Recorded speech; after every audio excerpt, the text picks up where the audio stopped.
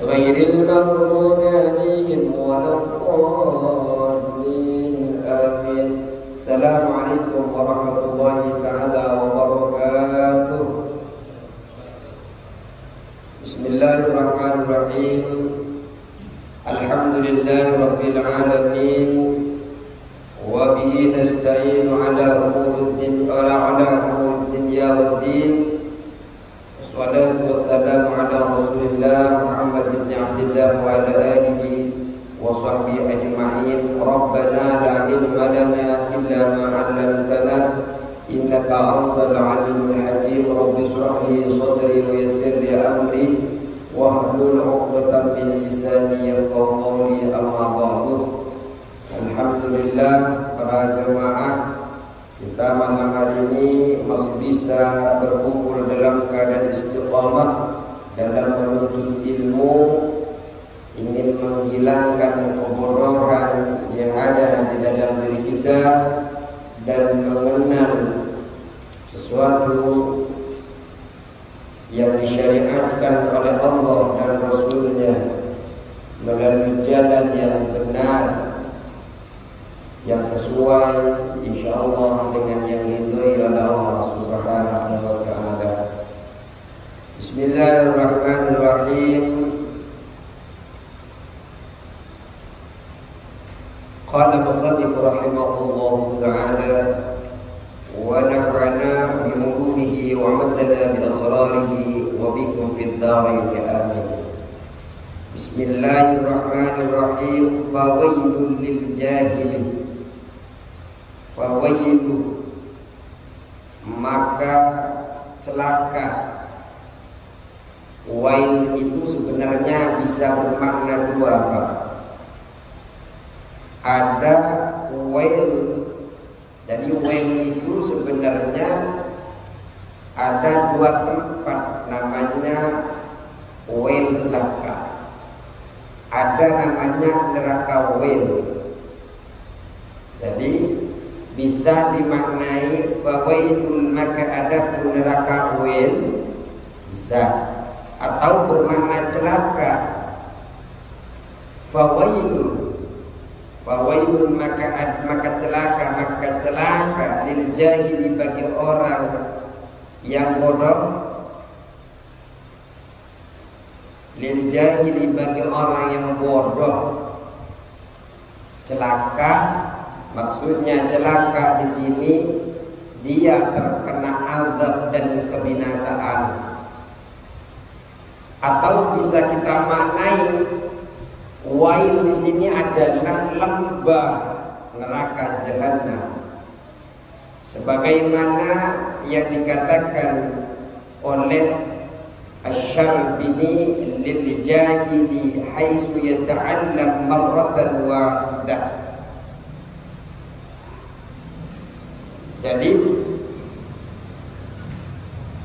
di dalam bahasa wail itu bisa bermakna celaka, bisa bermakna lembah yang ada di dalam neraka. Mau wail yang di lembah jahanam ataupun celaka, kebinasaan ataupun azab, sama-sama tidak baik. Sama-sama tidak baik. Fawailun, adapun neraka wail lil jahili, bagi orang bodoh, bagi orang yang bodoh, atau celakalah bagi orang yang bodoh. Jadi bisa bermakna dua, bisa celaka. Wail fawailun lil musallin, celakalah bagi orang-orang yang sholat. Atau neraka wail.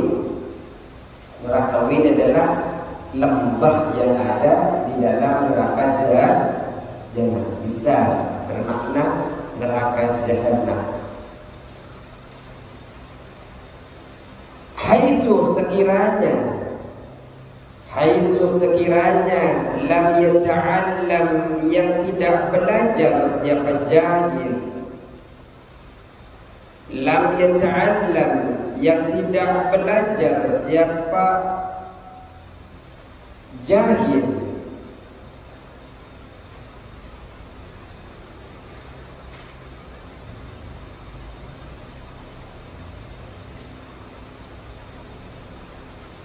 marratan sekali, marratan wahidatan sekali,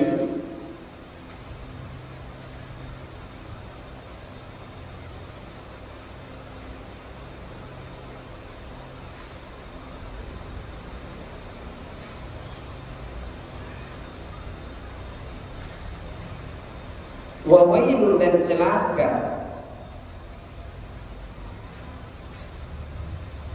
lil alimi bagi orang yang alim, lil alimi bagi orang yang alim, maksudnya orang yang berilmu, haitsu sekiranya lam ya'mal yang tidak mengamalkan siapa alim, lam ya'mal yang tidak mengamalkan siapa alim, bima dengan sesuatu atau dengan apa, alimah yang ia ketahui, maksudnya yang mengetahui siapa orang yang alim,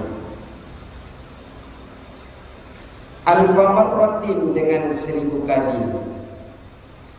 Jadi kalau orang yang bodoh yang tidak, maka sebenarnya bagi orang yang bodoh sekiranya dia tidak belajar, celakanya cuma 1 kali.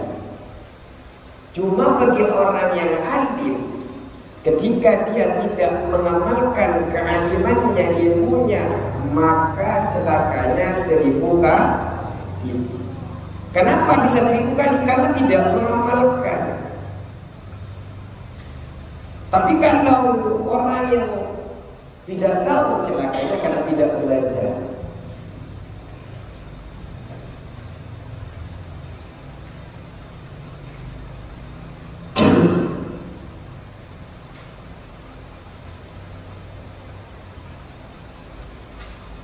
Artinya sebenarnya azab bagi orang yang berilmu itu lebih besar daripada azab orang bodoh.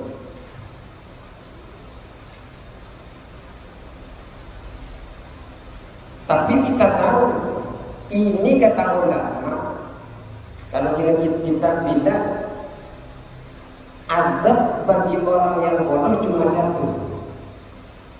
Tapi adab bagi orang yang berilmu 1000 ketika dia tidak mengamalkan ilmunya. Kalau kita lihat di dalam Marakil Uqdiyah, mungkin walaupun 1 adab bagi orang, ini masalah jumlah saja, jumlah orang bodoh diadab 1 kali, jumlah orang alim diadab dengan 10, jumlahnya lebih banyak. Tapi kata beliau, huwa bihasabil adadi faqad dun al-hay'ah. Itu hanya berdasarkan jumlahnya saja tanpa bentuknya. Fa yumkinu an yakuna al-adadul wahid ashadda min al-alfi bi ashafi. Mungkin saja 1 adab itu lebih dasar daripada 1000 adab. Kalau kita lihat, enakan nggak belajar Ustaz, belajar nggak ngamalin diadab 1000 kali. Loh ini nggak belajar cuma 1 kali, dikatakan ulama itu hanya berupa jumlah. Mungkin saja yang 1 kali lebih berat daripada yang 1000 kali. Itu yang kemudian bukan berarti karena 1 kali diadab nggak usah belajar lebih berat.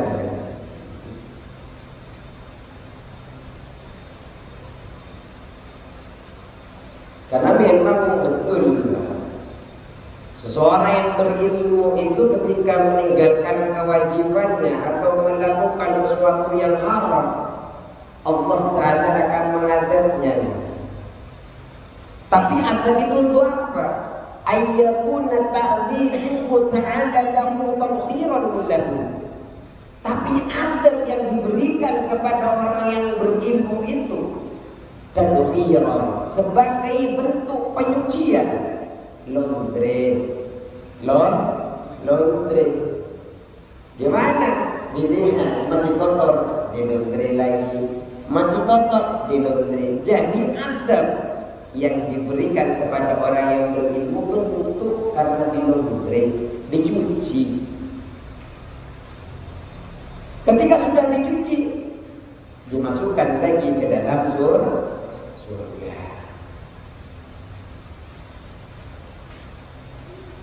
Karena memang makna az-zabaniyatu tusri'u lil ulama'i ghairil 'amilin qabla 'ibadatil awthan.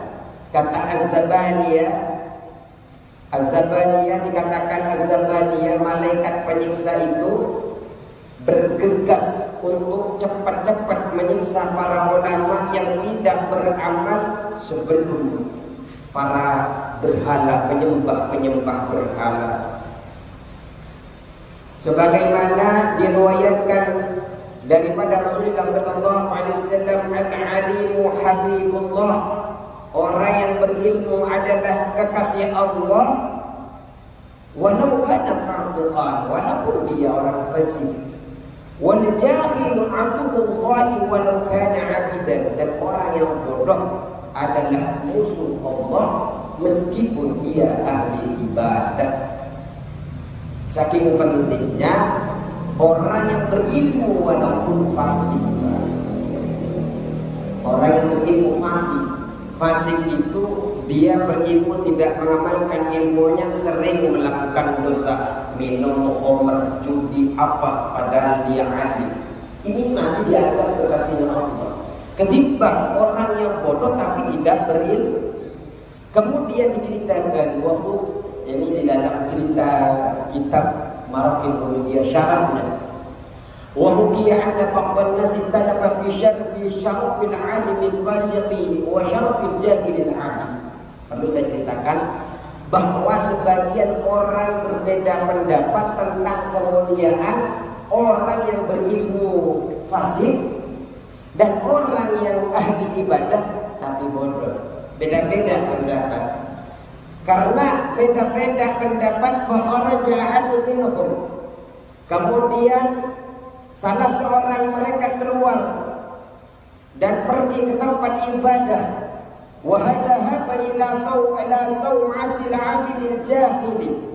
Jadi keluar ingin tahu sebenarnya lebih mulia mana, lebih bagus mana, orang yang berilmu tapi fasik kerjaannya maksiat, atau yang ahli ibadah tapi tidak berilmu. Buat eksperimen. Satu orang buat eksperimen. Jadi mereka keluar pertama kali, dia pergi ke tempat orang yang ahli ibadah tapi bodoh. Apa setelah sampai kepada ahli ibadah tapi bodoh? Faqala, orang tersebut berkata, ya abdi, qabiltu da'awtaka wa wafartu laka dambaka. Wahai hambaku, membisiki, lagi sholat, lagi riyadhah, lagi iktikaf, tahu-tahu Pak Ali buat eksperimen lewat jendela, bisikin dari luar, wahai hambaku, seumpamanya aku telah menerima doamu dan mengampuni dosamu, fatrukil ibadata wastari, maka tinggalkan ibadah dan istirahatlah. Bisikan dari luar pintu. Ngaku dia Allah Subhanahu wa ta'ala ngasih ilham. Orang bodoh dikasih ilham, nggak tahu kalau itu adalah pahala. Faqala al-'abdu, orang yang bodoh yang ahli ibadah itu mengatakan, ilahi, inni arju minka hada wa inni ahmaduka wa ashkuruka wa a'buduka min zamanin kadza. Apa kata dia setelah disuruh istirahat? Kamu sudah saya terima, doamu sudah saya terima, sana tinggalkan ibadah. Karena kamu sudah saya terima, gak usah ibadah lagi. Ini kata Pak Andi. Yang sini mangku-mangku dia jawab orang yang lagi ahli ibadah itu menjawab berkata, ya Tuhanku, sesungguhnya aku mengharapkan ini darimu, dan sesungguhnya aku memujimu dan mensyukurimu dan menyembahmu sejak sekian waktu. Fasara muhtian wa kafiran bijihlihi, maka sebab itu dia menjadi kafir karena kebodohannya. Nabi Musa saja Pak, dia mendapatkan titel kalamullah, ya kan? Ketika menerima ingin bertemu dengan Allah, hanya mendengarkan suaranya Allah, semaput dia pingsan. Ini orang yang ibadah, ada suara di pinggirnya, tenang-tenang saja. Ngaku, saya ibadah kepadamu, saya bersyukur kepadamu, saya memujimu. Dia tidak tahu bahwa Allah tidak akan menampakkan seperti itu di dunia. Tapi dia sangat bangga, Allah ngasih ilham. Ya. Kemudian summa dhahaba ahadun minhum ila al-'alim al-fasik.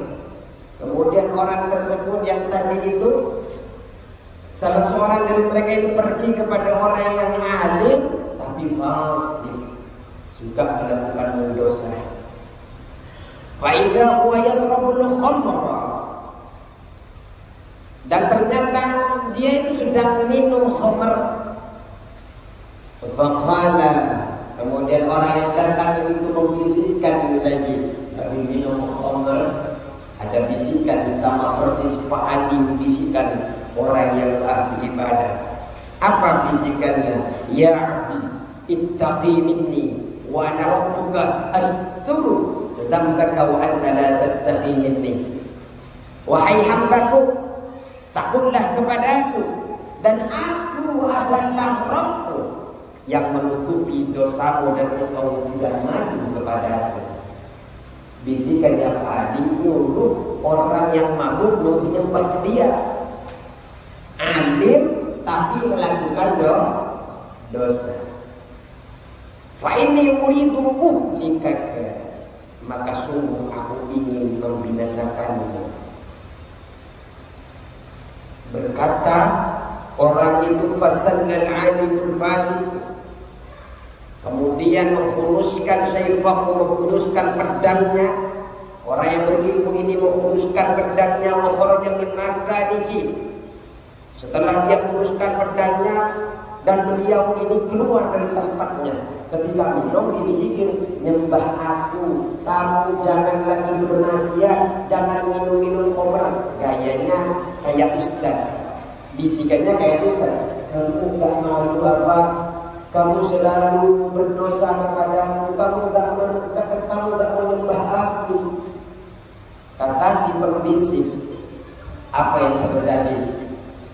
Yang terjadi, dia hembuskan pedangnya, keluar dari tempat itu. Kemudian faqala, orang fasik itu yang berilmu berkata, ya mal'un, anta la ta'lamu rabbaka fa inni u'allimuka rabbaka al-ana.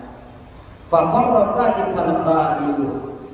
Apa yang dikatakan, wahai orang yang terlaknat, dilaknat-laknati orang yang berbisik tadi. Maka sesungguhnya aku akan mengajarkanmu tentang Rabbmu sekarang.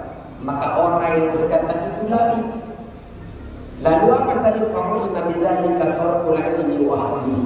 Kemudian orang yang berbisik itu tahu betapa mulianya orang yang memiliki ilmu dan ahlinya. Artinya apa? Dia memang sedang malu, tapi ketika ada orang yang mengaku Tuhan, dia marah. Tuhan tidak akan menampakkan seperti ini. Ketika dia nampakkan Tuhan, maka dia sedang mengecilkan Tuhan. Karena Allah tidak pernah berjasad seperti jasad makhluknya. Makanya mukhalafah lil hawas, berbeda dengan hal-hal yang baru. Inilah kemudian, walaupun dia fasik melakukan dosa, tapi dia berilmu, tahu Allah tidak akan seperti ini. Sedangkan orang yang bodoh, ada bisikan dikit aja, semalam Nabi Ibrahim datang kepada saya, semalam malaikat Jibril datang kepada saya membisiki saya ABC. Katanya saya ditunjuk menjadi nabi terakhir. Ada kan?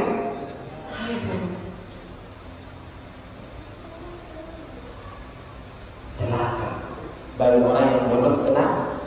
Tapi orang yang fasik, orang yang berilmu, alhamdulillah, semoga kita masih memiliki kesempatan untuk bertobat kepada Allah dalam bentuk dosa-dosa yang pernah kita lakukan sebelum kita mengenal agama Allah.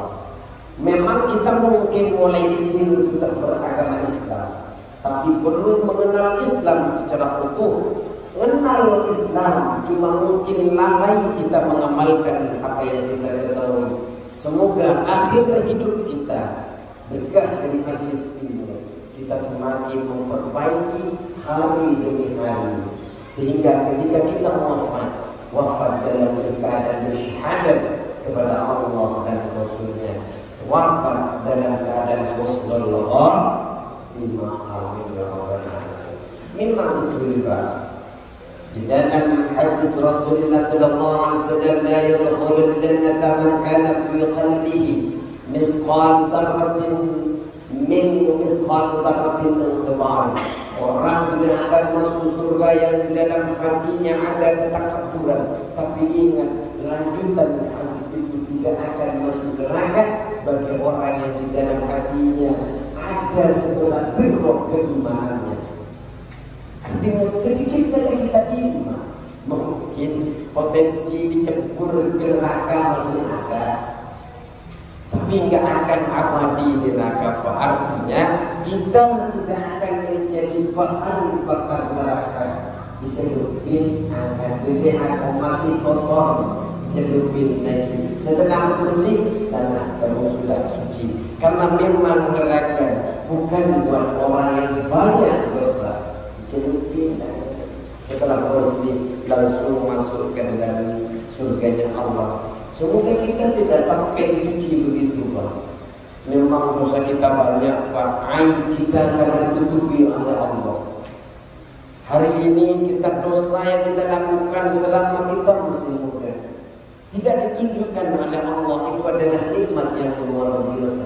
Mungkin kalau itu ditunjukkan jijik orang-orang melihat kita, tapi inilah kesempatan Allah masih memberikan pintu kepada saya, kepada kita untuk selalu bertaubat. Setidaknya kita menyesali apa yang telah kita lakukan di masa-masa lalu.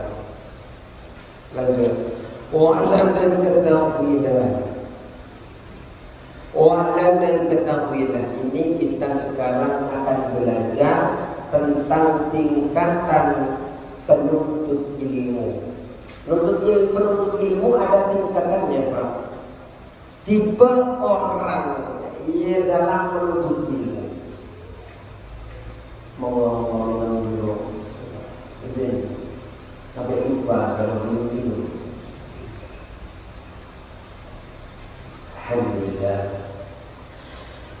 Wa'lam dan ketahuilah annan nasa, bahwasanya manusia. Maksudnya ketahuilah bahwasanya manusia, ananasa, bahwasanya manusia fi talabil ilmi, di dalam menuntut ilmu, ala salasati ahwalin, atas 3 keadaan. Orang menuntut ilmu, orang yang menuntut ilmu, yang menginginkan ilmu, terbagi menjadi 3 keadaan. Wa'lam dan ketahuilah anna nasa, bahwasanya manusia fi talabil ilmi, di dalam menuntut ilmu. Ilmu apa saja, Pak? Ilmu matematika, ilmu dagang, ilmu apa saja, ilmu keuangan. Ini ilmu umum, ilmu agama apalagi. ala salasati ahwalin, atas 3 keadaan. Makanya Pak, kalau ada niat yang salah kita benahi. Mumpung kita oleh Allah berikan kesempatan belajar. Artinya ini tidak ada yang kebetulan. Saya datang ke sini tidak ada yang kebetulan, memang dikirim oleh Allah. Dan saya pun belajar seperti ini bukan karena kebetulan. Artinya kita sangat bersyukur Pak, masih mengenal seperti itu. 3 keadaan yang pertama adalah rajulun. Yang pertama adalah orang laki-laki. Rajulun, orang laki-laki, talabal ilma, yang mencari ilmu. Talabal ilma, yang mencari ilmu. Kalau dimaknai secara nahwu, talabah yang mencari, siapa rajul al-ilmah, pada ilmu. Kalau mau dimaknakan lagi secara langsung, talabal ilma, yang mencari ilmu, liyattakhidhahu, untuk menjadikan siapa rajul hu, terhadap ilmu. Liyattakhidhahu, agar menjadikan terhadap ilmu. Boleh kalau dipersingkat. Zadahu, terhadap bekal. Rajul, bekal. Tahu bekal? Tahu bekal? Kalau mau pulang kampung biasanya nyiapin bekal. Logistik. Logistik. Liyattakhidhahu, untuk menjadikan siapa rajul terhadap ilmu, zadahu, sebagai logistik, atau terhadap logistik rajul, terhadap logistiknya, terhadap bekalnya. Ilal ma'adi, pada akhirat. Ilal ma'adi, pada akhirat, artinya tempat dia kembali menuju akhirat. Maksudnya adalah akhirat, tempat kembali seluruhnya makhluk. Makanya kita ini kan sebentar Pak, jangan sampai idza jaa ahadumul maut qala rabbi qala irji'uni, dia mengatakan kembalikan aku, rabbi irji'uni, Tuhanku kembalikan aku ke dunia, la'alli af'al ma fima taraktu, agar aku bisa melakukan di dalam sesuatu yang telah aku tinggalkan, agar aku bisa beramal soleh lagi. Ya Allah, kembalikan lagi. Karena sekali-kali kita kalau sudah masuk ke yang lain, tak lagi lah bisa kembali ke dunia ini. Jadi yang pertama, orang pertama ini adalah menuntut ilmu, agar menjadikan ilmu itu sebagai ladang bekal untuk hari kembali akhirat.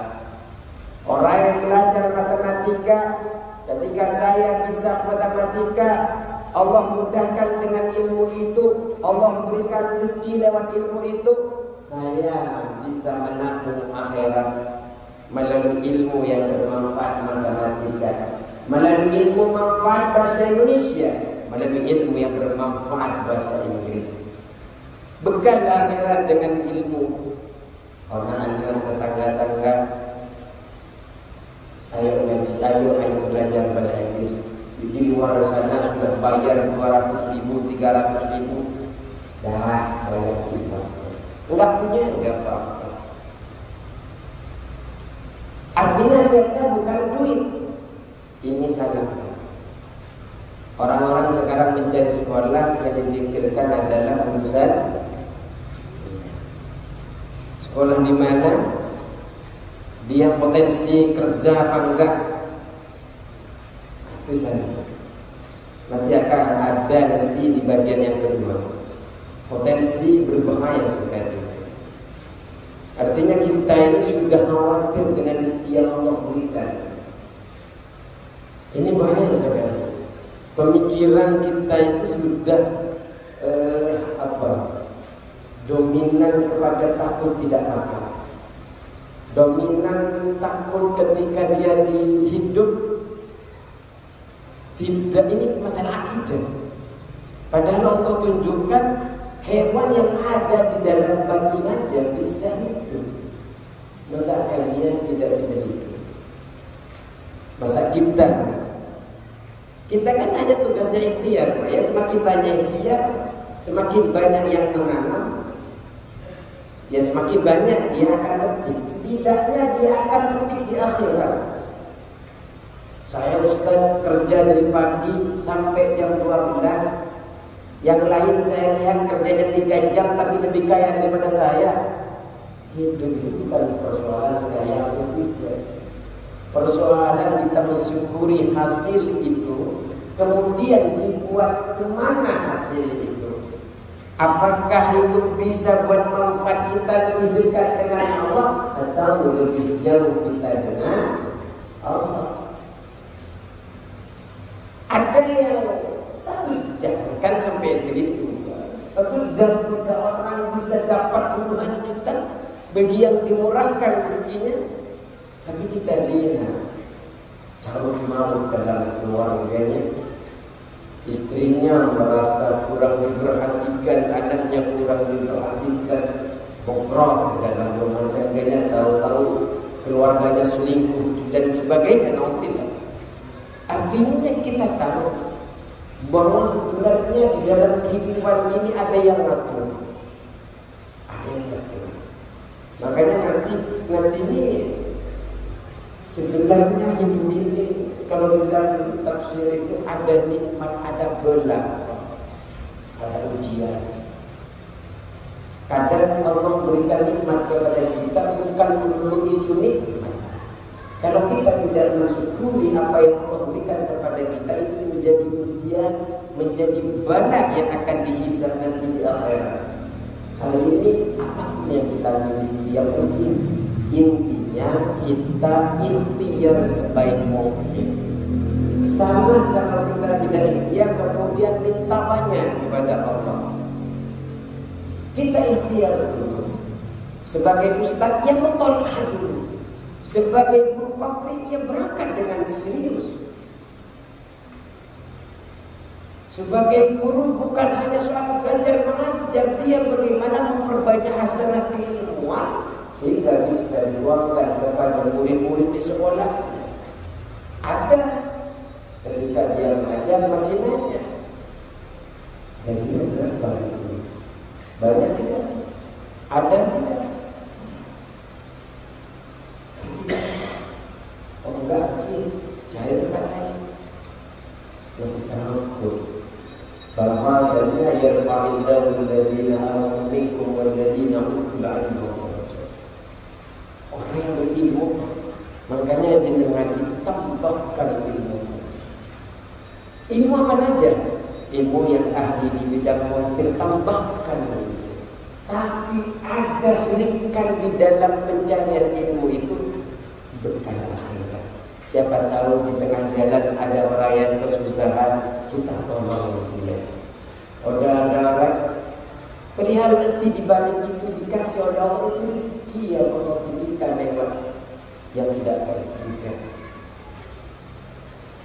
Terus, walam yaqsid, dan tidak bermaksud siapa rajul bihi dengan ilmu tersebut illa wajh Allah, kecuali karena Allah. Illa wajh Allah, kecuali karena Allah. Nanti kita juga berapa menit? Jam berapa? Bisa.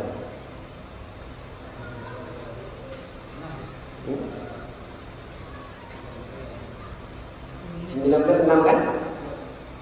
Oh, sih ada lambat-lambat dikit gak apa-apa. Wadarul akhirata, dan kampung akhirat. Jadi dia tidak bermaksud kecuali karena Allah, dan kampung akhirat, rumah akhirat. Niatnya tidak ada lain kecuali itu, kecuali Allah dan kecuali akhirat, diperbanyak dekat. Fahada, maka adapun orang laki-laki ini minal faizin, orang yang beruntung. Minal faizin, orang yang beruntung. Yang dimaksud orang yang beruntung ialah orang yang selamat dari azab Allah dan termasuk golongan yang mendapatkan kebaikan. Ini orang yang selamat dan dapat kebaikan, beruntung atau tidak? Orang yang sudah selamat diberikan kebaikan lagi, beruntung atau tidak? Beruntung. Wa alamatul alimil akhirati salah satu. Kita sambil nunggu habisnya waktu, kita akan jelaskan tentang tanda-tanda seorang alim akhirat atau ulama akhirat. Itu tidak ada di kitabnya ini, ada di dalam syarah. Ada tiga tanda bahwa dia itu termasuk ulama akhirat. Nanti diceklis sama bapak-bapak, jangan-jangan ustadz yang di depan ini termasuk ulama akhirat atau ulama ulama dunia, atau ustadz yang lain sudah tahu tanda-tandanya. Yang pertama adalah azamu talabid dunya bil ilmi, tidak mencari dunia dengan ilmunya. Artinya dia mencari ilmu memang karena Allah dan karena akhirat. Ketika dapat dunia, itu adalah bonus yang Allah berikan kepada dia. Bukan dunia yang dia minta duluan. Saya mau tolak biar saya dapat dunia. Jadi ustadz itu saya rasa kalau jadi guru memang melamar. Tapi jadi ustadz itu selama saya mengajar. Dulu kalau jadi guru memang melamar saya. Tapi setelah melamar tidak ada yang terima. Melamar tapi tidak ada yang diterima. Dulu waktu kuliah. Tapi orang yang tidak terima saya malah melamar saya di kemudian hari. Lucu itu. Kembali. Malah minta maaf. Melamar saya dan nyuruh ngajarin anaknya. Punya lembaga, punya pesantren. Suruh ngajar anaknya. Saya nolak, ditelepon langsung dengan kiai saya. Kenapa nolak? Banding walau ayat. Itu masih ada di dalam diri saya itu. Sampaikan walau satu ayat. Marah kiai saya. Saya nolak karena dulu saya pernah ditolak. Apa iya saya dia minta saya ngajar, itu perasaan saya. Bukan karena tidak mau ngajar. Marah kiai saya, langsung saya diam sami'na wa ata'na. Kemudian saya ngajar anak yang dulu nolak saya. Tapi saya sempat bilang dulu saya melamar sini, tapi jenengan nolak. Ya mohon maaf, saya tidak tahu kalau jenengan dekat. Ternyata orang pilihan dari pesantren. Ngajar anaknya dan ngajar di pesantren. Itu pertama. Yang kedua adalah waqulu qasdi bistighathi bi ulumi nail as-sa'adatil akhirah. Tujuannya menuntut ilmu adalah meraih kebahagiaan akhirat. Sehingga dia benar-benar memperhatikan ilmu batin, mengatur hatinya dengan mujahadah melawan hawa nafsu.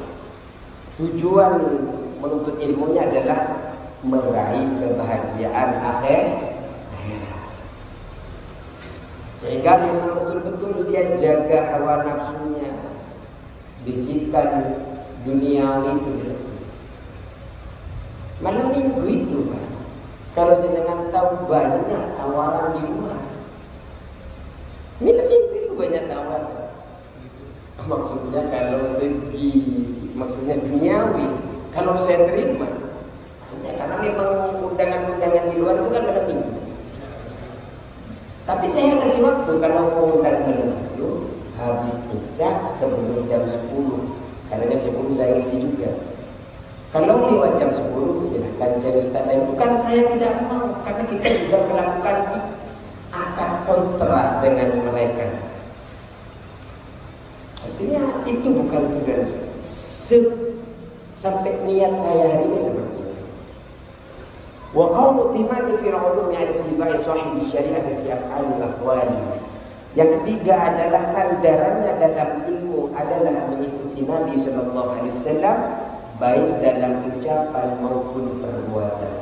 Ucapannya, perbuatannya mengikuti jejak Nabi Muhammad sallallahu alaihi wasallam. Pak Ali tahu jam 10 saya ngejar di mana Pak Ali tahu. Dan sampai sekarang istiqomah tak ada bayarannya kan? Tidak ada. Arti tapi walaupun tidak ada bayarnya, saya diundang jam segitu. Karena bukan tujuan saya adalah ini. Dan alhamdulillah istiqomah ada sampai 3 tahun sekarang. Baik. Semoga tetap terjaga kita semua. Artinya begini. Kalau saya berbohong apa yang saya ucapkan, saya ini akan yang menghukum bukan kalian. Yang menghukum adalah sosial. Ustaz itu ketika tidak sesuai dengan ucapannya, sosial yang akan menghukum. Tapi bukan berarti seorang ustaz itu selalu benar, pasti ada salahnya. Dalam yang mungkin di lampu merah karena cepat-cepat ingin nyampe, tahu-tahu dia tidak sadar ada larangan lewat, ada larangan mau terbalik. Itu mungkin kesalahan yang kami lakukan. Lampu merah 12 dan sebagainya. Tapi ketika kesalahan itu kita lakukan, apakah kami tidak bisa bertaubat? Apakah tidak diberikan kesempatan untuk melakukan hal kebaikan lagi setelah melakukan kesalahan? Artinya ketika melihat orang lain salah, jangan langsung dicengkis dia buruk. Berikanlah kesempatan kepada siapapun yang melakukan kesalahan itu untuk memperbaiki diri. Allah saja menerima orang lain yang baik. Yang buruk mungkin di hadapan kita dulu, mungkin dia berubah, atau mungkin ahli hidupnya lebih baik daripada dia. Jangan sampai berpikir jelek. Cukup sekian, semoga bermanfaat. Allahumma taufiq ila aqwamit thariq. Semoga selalu terjaga dalam diri kita dengan ilmu dan pemahaman ilmu yang sesuai dengan syariatnya. Dan alhamdulillah dalam menjelaskan kitab ini saya menggunakan kitab rujukan namanya Marahil Ubudiyah. Kenapa saya pakai rujukan itu? Yang saya khawatirkan kalau pemahaman saya yang saya sampaikan takut salah. Jadi pemahaman yang saya sampaikan kepada jenengan mengutip apa yang dikomentari dan dijelaskan oleh Syekh Nawawi Al-Albani. Sekian, assalamualaikum warahmatullahi wabarakatuh.